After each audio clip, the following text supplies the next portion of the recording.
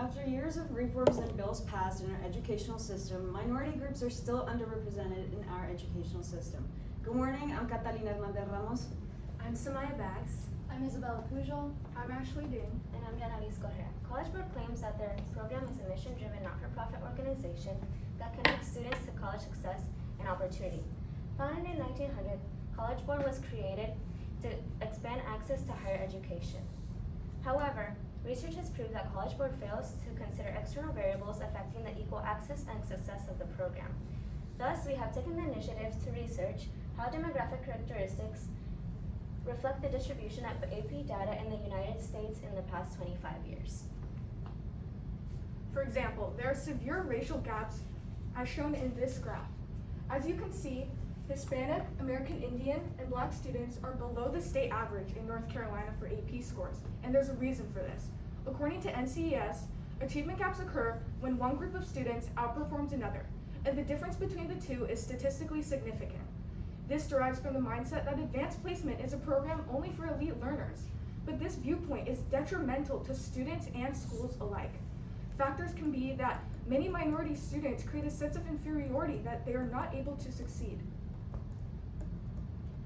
This chart shows the likelihood of scoring a 3 or higher on selected AP exams by race ethnicity, and the control group are white students. As you can see here, American Indian, Black, and Hispanic students have a negative probability, while Asians have a positive probability. This can stem from cultural differences. For example, Asians have a deep-rooted cultural belief that education is the only way to success, and this can be shown through their extraordinary efforts to attend good schools, as stated by Leah Schaefer of Harvard College. NCES also explains that the non-Asian minority scoring gaps can be from the possibility of limited resources in the United States, and these racial barriers prevent the education system from improving as a whole. There have also been disparities caused by socioeconomic status. This 2004 data of participation demonstrates the median percentage of students participating in the AP program by low income status and intensity of the program. As seen in clusters A through D, low income students have significantly lower participation rates when compared to their economically advantaged peers. Going off Ashley's remark, Hispanic students have a lower average participation rate than other groups, making them the least represented in AP courses when compared to other groups such as Asians, who had the highest family income and AP enrollment. This is due to parental involvement, meaning parents with higher income are more likely to value the advantages of that challenging courses have on students. Also, College Board reports that the average exam fee in the United States is $96. Clearly, these exam fees are not apt for low-income students or families because they have to consider other priorities before exams, thus affecting the participation of low-income students. Also, low-income students are not well prepared for success throughout the AP program. This graph, illustrating the median percentage of students earning a 3 or higher on at least one AP exam by low-income status, shows that low-income students have concerningly lower success rates when compared to their more economically advantaged peers. As a result, students, for instance, the Commonwealth Institute revealed that students in high-poverty schools have less experienced teachers. This is due to lower levels of state and local spending on instructional materials, such as AP certified instructors. As a result, students receive ineffective instruction, affecting their overall exam success. Moreover, Kristen M. Venegas from the University of Southern California revealed that in an interview for low-income students, a student claimed that they had a great teacher the first semester and a bad teacher the second semester due to budget cuts. In addition to the clear lack of quality preparation,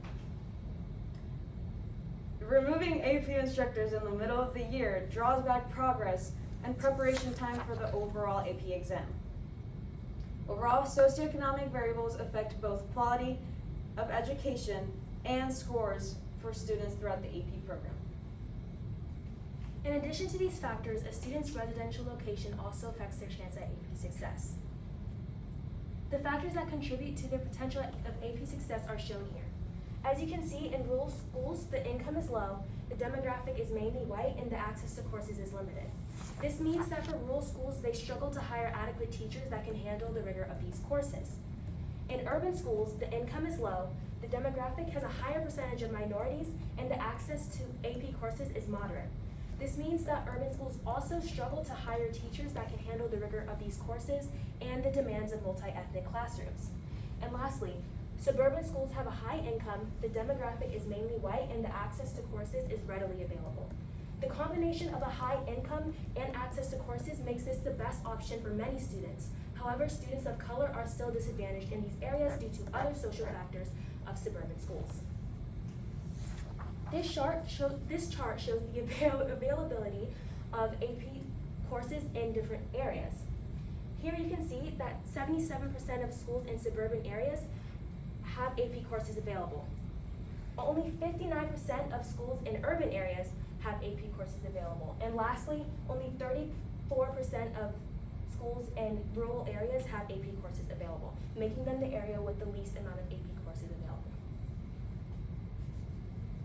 Families and students who lack equal access because of these demographic factors should not have to seek resources. Instead, schools who offer AP courses should consider these groups and implement incentive programs for these students. APIP is an example of an incentive program that is seen in Dallas, Texas. This program provides test fee grants for low-income students, teacher certification, and training programs all related to AP. There was also a study done in an Arizona public high school that showed the benefits that are seen when students are given access to qualified teachers and tutoring opportunities. Sergio Flores and Martin Gomez of NASSP found that after providing funds for AP tutoring and training motivated teachers, there was an increase in the Latino participation in AP that grew to 88.2% at that school. As you can see here, when the AP incentive program was adopted, there was a dramatic spike in the exams that were taken and also a significant increase in the passing scores that continued to grow throughout the years. Now, although these solutions are ideal, there are many different areas throughout the United States that do not have the sufficient funds to implement these incentive programs. And although these incentive programs would facilitate the lives of minority students, they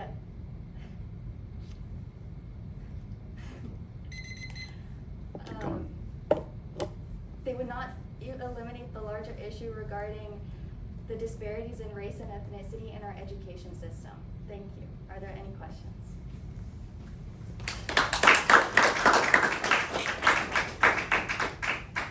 All right, again, just going across like that.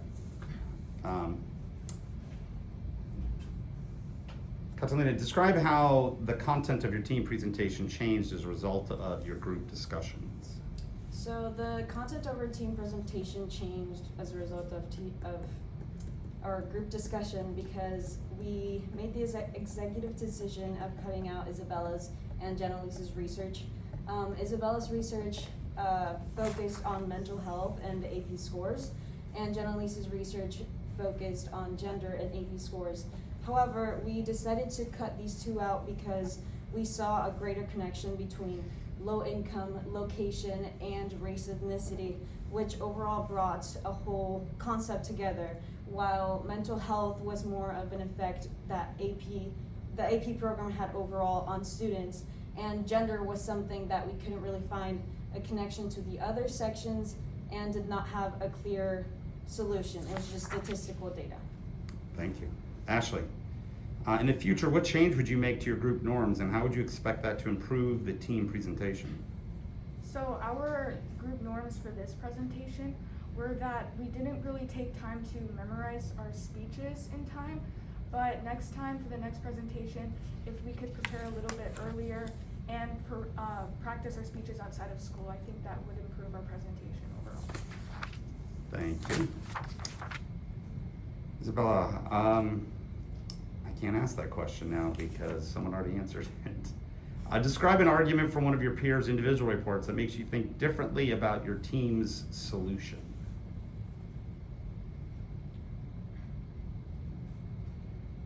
I think that Samaya's research on location really gave an impact on the solution of the incentive programs, because a lot of different areas can't provide those incentive programs, and her research shows that there's a lot of different areas that don't have the sufficient funds for basic needs for these AP courses. All right, thank you. And Samaya?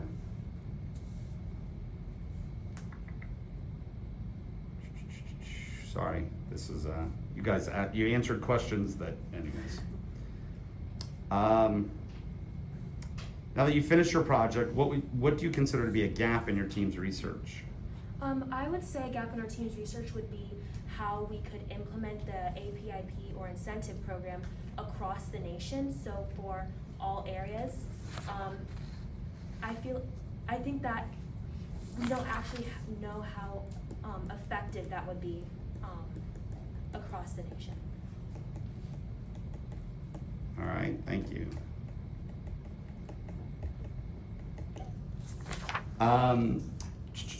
Let's see.